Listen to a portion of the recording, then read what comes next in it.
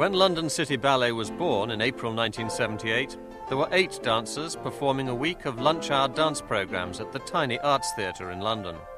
Now it's a quite well-established middle-scale classical company with 24 dancers, using extras from various dance academies to top up on its tours around England and abroad. Without a revenue grant from the Arts Council, the company can't always be choosy about its venues, but prides itself on being able to perform pretty well anywhere that a sprung stage can be erected. So they've performed in ballrooms in the Arab Emirates and will soon be the first full classical company to perform on a cruise ship. At this rehearsal, the company received an informal visit from its new patron, the Princess of Wales, a keen lover of dance. This was her second visit to a rehearsal, and the company were pulling out the stops for their patron. And of course the traditional ballet tribute of flowers. But there was no formal occasion here. The princess was here to watch and chat to the dancers. The company was the brainchild of dancer and choreographer Harold King. I obviously wrote to Buckingham Palace and asked whether the princess's secretary would like to see performance. And he came to, I think it was Richmond, and obviously enjoyed the performance. And thereafter, I wrote again saying, is there any chance of the princess coming in to watch rehearsals? And a letter arrived saying she'd be delighted to come in and see rehearsals, which she did. And now, she comes back and when she feels like it. The company has now reached a size and confidence to take on the bigger classics like Swan Lake, which are good box office everywhere. Paradoxically, the company is most popular in Norway.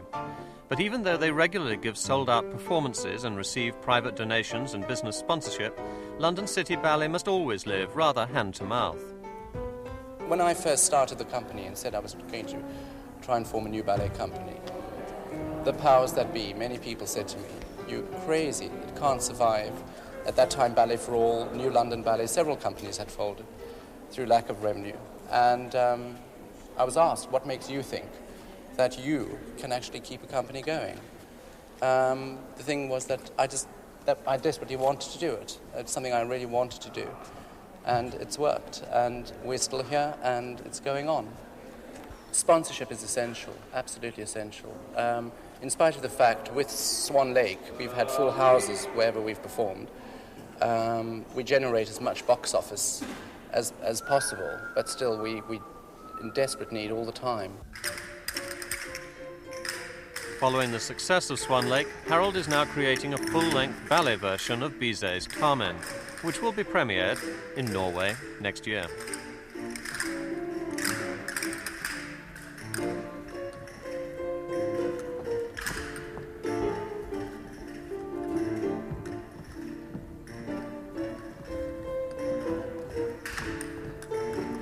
Ballerina Marion St. Clair plays the fiery heroine. Unlike some recent productions, this will be a traditional Carmen, very Spanish and very colourful.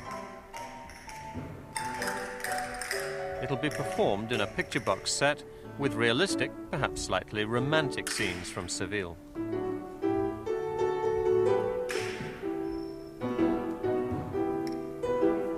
The princess spoke to almost every member of the company and was particularly interested in the design model and costumes.